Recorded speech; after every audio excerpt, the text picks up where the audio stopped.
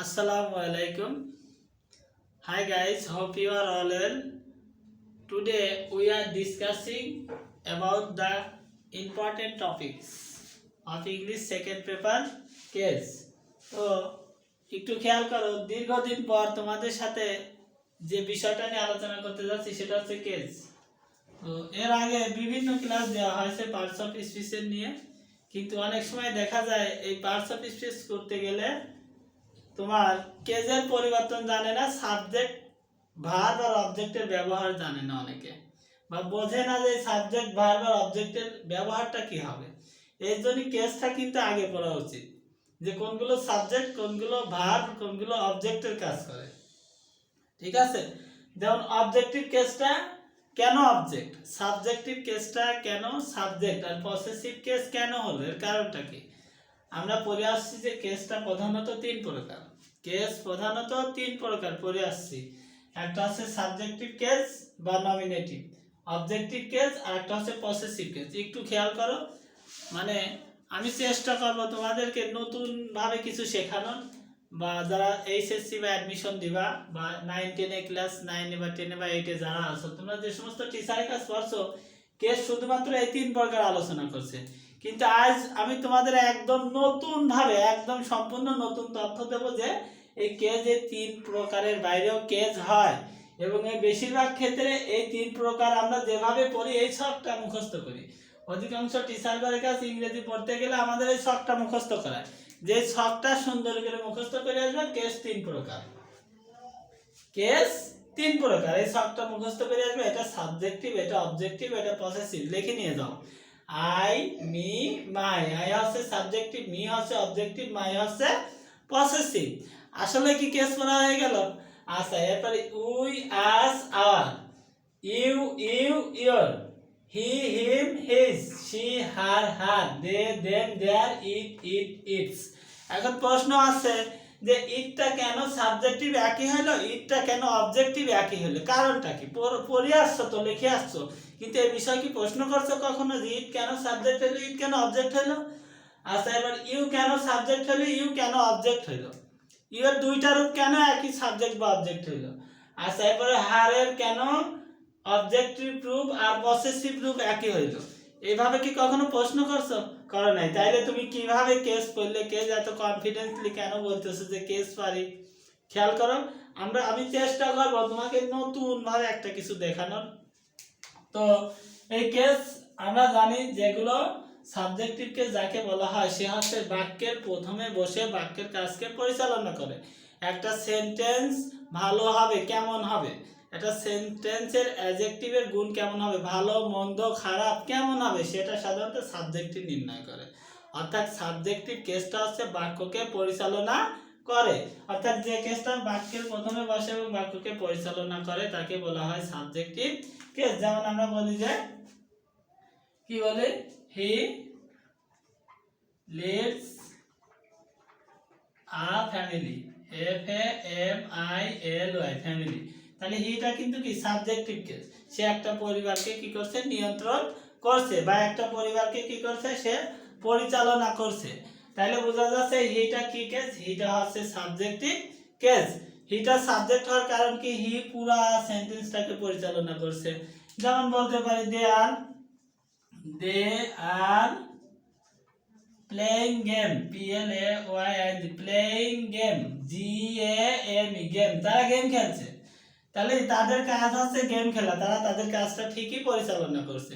তাহলে দেটা হচ্ছে কি সাবজেক্টিভ কেস। দেটা সাবজেক্ট নাম দেওয়ার কারণ কি, সাবজেক্ট মানে কর্তা, যে বাক্যের কাজকে কি করে, পরিচালনা করে, এই জন্য এর নাম দিয়েছে হচ্ছে সাবজেক্টিভ কেস।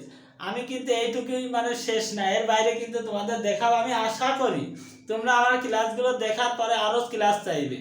তো খেয়াল করো, এইটা হচ্ছে সাবজেক্টিভ কেস, কারণ এটা বাক্যের কাজ পরিচালনা করে, বাক্যের প্রথমে বসে। কিন্তু এই সাবজেক্টিভ কেস কি আসলেই বাক্যের প্রথমে বসে না বাক্যের মাঝেও বসে, এই বিষয়টা আমাদের জানতে হবে। তাহলে আমি এই সেন্টেন্সটা যদি ইন্টারোগেটিভ করে ফেলে, তাহলে কিন্তু এই সাবজেক্টিভ কেসটা বাক্যের মাঝে বসে। আমরা বলি সাবজেক্ট মানে কর্তা, বাক্যের প্রথমে বসে। জি না, সাবজেক্টিভ কেস অনেক সময় বাক্যের মাঝে বসে, তার মধ্যে প্রথমত বসে ইন্টারোগেটিভ হইলে। যেমন আর are they playing game, PLAYING, playing game, GAME, game. তারা কি গেম খেলছে? তারা কি গেম খেলছে? তাহলে আর দে প্লেইং গেম। এবার দেখো সাবজেক্টিভ কেসটা অক্সিলারি ভার্বের পরে বসছে। মনে রাখবা সাবজেক্টিভ কেস যদি মূল ভার্বের, যদি কোনো কেস মূল ভার্বের পরে বসে যায়, যদি মূল ভার্ব বা প্লের পরে বসতো বা লিডের পরে বসতো তাহলে তাকে অবজেক্ট বলা যেত। কিন্তু সাবজেক্টিভ কেসটা বাক্যের মাঝেও যদি থাকে, যদি সেটা মূল ভার্বের পরে না বসে তাহলে কি হবে? সেটা সাবজেক্ট। অক্সিলারি ভার্বের পরে থাকলেও সাবজেক্ট, বাক্যের প্রথমে থাকলেও সাবজেক্ট। তাহলে আমাদের মনে রাখতে হবে যে এই সাবজেক্টিভ কেসটা বাক্যের প্রথমে থাকলেও সাবজেক্ট, আবার অক্সিলারি ভার্বের পরে আসলেও সাবজেক্ট। এই জন্যই সাবজেক্টিভ কেস বাক্যের প্রথমেও বসতে পারে, আবার কি অক্সিলারি ভার্বের পরেও বসতে পারে। আবার তুমি যদি ট্রান্সফরমেশন করো আরেন্ট দে প্লেইং গেম, তাইলেও কি হয়? তাহলেও এই সাবজেক্টিভ কেসটা অক্সিলারি ভার্বের পরে থাকলেও কি সেটা সাবজেক্টই হয়, কারণ এই অক্সিলারি ভার্বের পরে থেকেও সে বাক্যটাকে পরিচালনা করে। এই জন্য এই সাবজেক্টিভ কেসগুলো সব সময় বাক্যের প্রথমে বা অক্সিলারি ভার্বের পরে ব্যবহার করা হয় এবং বাক্যকে পরিচালনা করে। এই জন্য এর নাম দিয়েছে সাবজেক্টিভ কেস। কিন্তু আমি তোমাদের সাথে এই বিষয়ে আলোচনা করব না, আমি চেষ্টা করব তোমাদের নতুন কিছু দেখানোর, যে সাবজেক্টিভ কেসগুলো কি আসলেই বাক্যের প্রথমে বসে। এইগুলোই কি সাবজেক্টিভ কেস? জি না স্যার, এর বাইরেও সাবজেক্টিভ কেস আছে, সেগুলো আমি তোমাদের সংক্ষেপে একটু আলোচনা করছি। খেয়াল করো, সাবজেক্টিভ কেসগুলো যে রূপ নিতে পারে, সাবজেক্টিভ কেসগুলো যে রূপ নিতে পারে, যে রূপ নিতে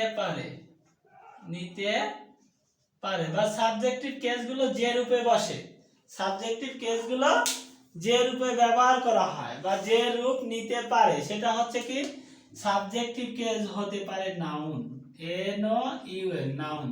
আমি বলছি সাবজেক্টিভ কেস মানে যে কেস বাক্যের প্রথমে বসে বাক্যকে পরিচালনা করতে পারে। এই যে আইটা কোথা থেকে আসলো? একজনের নাম থেকে আসছে না? তাহলে আই যদি বাক্যের কাজ পরিচালনা করে তাহলে একজনের নাম ছিল, সেও তো বাক্যের কাজ পরিচালনা করতেছে। আই যদি সাবজেক্ট হয় তাহলে সে ব্যক্তিটাও কি ছিল? সাবজেক্ট।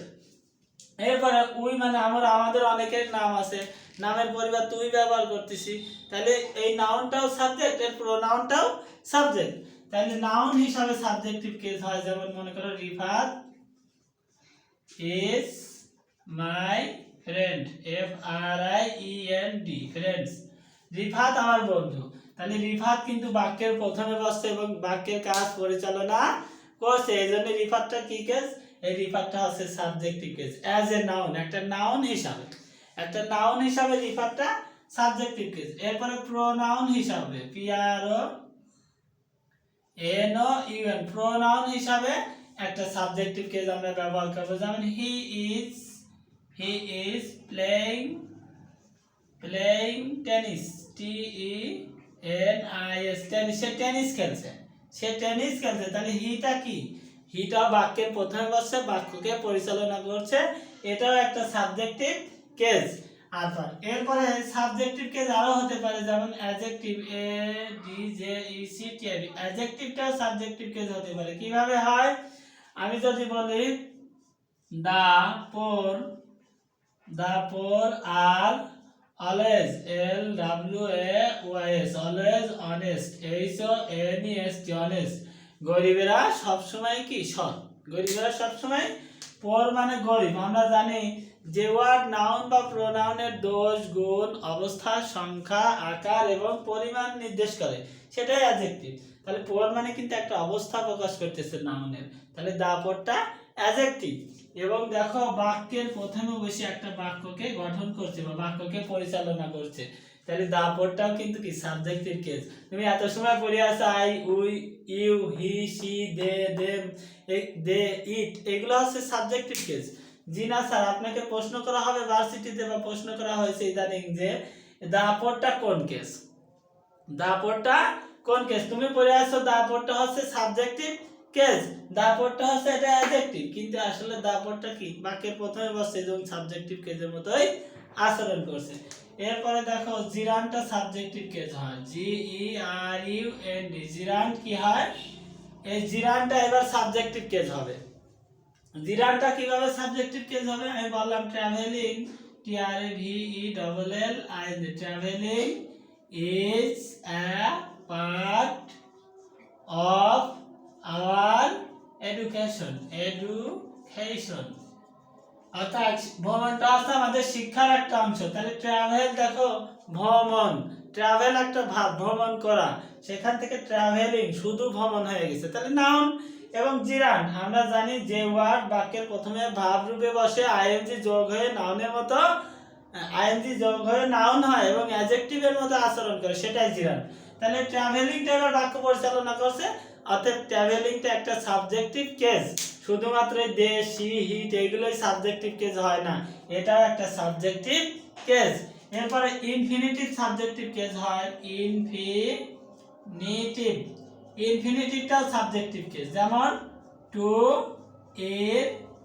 ইজ হিউম্যান, হিউম্যান, মানুষ ভুল করবে বা ভুল করা মানুষের স্বভাব। টু ইট দিয়ে বাক্যটা শুরু, মানে টু ইট এবার তোমার বাক্যটাকে কি করছে? পরিচালনা করছে। এই টু ইটটা বাক্যকে পরিচালনা করছে, অর্থাৎ এই টু ইটটা কি কেস? Subjective case. এরকম সাবজেক্টিভ কেসের আরো কিছু প্রকারভেদ আছে, যেমন double possessive, DOBUL, double possessive. এরপরে আছে triple possessive, TRIPL, triple possessive, POSSESSIV, triple possessive. ঠিক আছে। এরপর আছে হলো মানে আরো একটা কয়েকটা প্রকারভেদ আছে। এই অবজেক্টিভের যেমন দুইটা রূপ আছে, যেমন এটা ডেটিভ, এটা অ্যাকুজেটিভ, এগুলো নিয়েও আলোচনা হবে। এইগুলোই শুধু সাবজেক্টিভ কেস নয়, সাবজেক্টের মধ্যে যেগুলো আচরণ করে বা বাক্যের প্রথমে বসে সেগুলো অ্যাজ এ সাবজেক্টিভ কেস, সেগুলো as a subjective case created in the সেন্টেন্সের মধ্যে আচরণ করে। ঠিক আছে। একটা সাবজেক্টিভ কেস হিসেবে এগুলো বসতে পারে। নাউনও সাবজেক্টিভ কেস হতে পারে, এই প্রোনাউনও সাবজেক্টিভ কেস হতে পারে, এই অ্যাডজেক্টিভও সাবজেক্টিভ কেস হতে পারে, এই জিরান্ডও সাবজেক্টিভ কেস হতে পারে, এই ইনফিনিটিভটাও কি হতে পারে? সাবজেক্টিভ কেস হতে পারে। এরপর ফ্রেজটাও সাবজেক্টিভ হতে পারে, PHRASE, ফ্রেজও সাবজেক্টিভ কেস হতে পারে। যেমন কি a man of letter, LETTER, letter is very important, important for us, একজন বিদ্বান ব্যক্তি আমাদের সবার জন্য প্রয়োজন। তাহলে ম্যান অফ লেটার এটা ফ্রেজ এবং ফ্রেজ হিসাবে বাক্যের প্রথমে বসছে, কিন্তু এটা তো একটা সাবজেক্ট, বাক্যের কাজ পরিচালনা করে, অতএব এটা একটা সাবজেক্টিভ কেস। তো ঠিক আছে, আসলে নামাজের সময় হয়েছে, তোমাদের সাথে আজ বেশি কিছু নিয়ে আলোচনা করবে না। বন্ধুরা, যদি আমার পড়ার মধ্যে কোনো ভুল থাকে, তোমরা যারা SSC পরীক্ষা দিবা, অ্যাডমিশন দিবা, তারা অবশ্যই আমার চ্যানেলটা ফলো করবা আর আমার ক্লাসগুলো ফলো করা। আমি আশা করি তোমরা ইংলিশে খুব ইজি ভাবে ভর্তি পরীক্ষা পাস করতে পারবে, খুব ইজি ভাবে। কারণ আমি সব সময় চেষ্টা করি যে এখনকার স্টুডেন্ট যারা আছে এদের লেটেস্ট কি দেওয়া যায়, মানে আপডেট গ্রামার কি দেওয়া যায়, আমি সব সময় চেষ্টা করি গ্রামারগুলো পোলাপানে শেখানোর জন্য।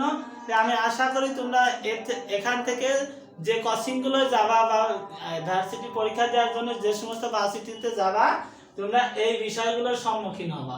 এখন আর কেস এই সাবজেক্টিভ কেস দেবে না, এখন সাবজেক্টিভের ব্যবহার হিসাবে noun, pronoun, adjective, gerund, infinitive আর ফ্রেজের ব্যবহার আসবে।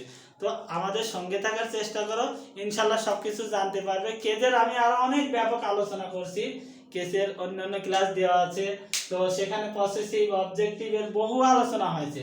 যেমন অবজেক্টিভ তোমরা এতদিন পড়ছো যেটা ভার্বের পরে বসে, কিন্তু দেখো এর ভিতরে ডেটিভ আবার অ্যাকুজেটিভ আছে, এইটা নিয়ে এখন ভার্সিটিতে প্রশ্ন আসবে। এখন আর তোমার এই অবজেক্ট সরাসরি দেওয়ার প্রশ্ন করবে না। তো আমি প্রথমেই দেখাইছিলাম যে এই কি বলে, এই হার আর হার কেন হইলো, ইট আর ইট কেন হইলো, আর ইউ আর ইউ কেন হইলো। ইউটা যদি বাক্যের প্রথমে বসে তাহলে সাবজেক্ট, আর ভার্বের পরে বসলে অবজেক্ট। কেননা আমরা একটা সেন্টেন্স সাজাই, যখন কোন সেন্টেন্স আমরা সাজাই লিখি সাবজেক্ট, ভার্ব আর হলো কি অবজেক্ট। অর্থাৎ একটা বাক্যের মধ্যে কি থাকে? সাবজেক্ট থাকে, তারপর ভার্ব থাকে, তারপর অবজেক্ট। এটা হচ্ছে সেন্টেন্সের সিকোয়েন্স সাজানো বা স্ট্রাকচার একটা সিম্পল সেন্টেন্সের। সাবজেক্ট তারপর ভার্ব তারপর অবজেক্ট। তাহলে ইউটা যদি ভার্বের পরে থাকে তাহলে সেটা অবজেক্ট হয়ে যাবে, আর ইউটা যদি ভার্বের আগে থাকে তাহলে হবে সাবজেক্ট। হারটা যদি কোথায় থাকে, ভার্বের পরে থাকে, তাহলে অবজেক্ট।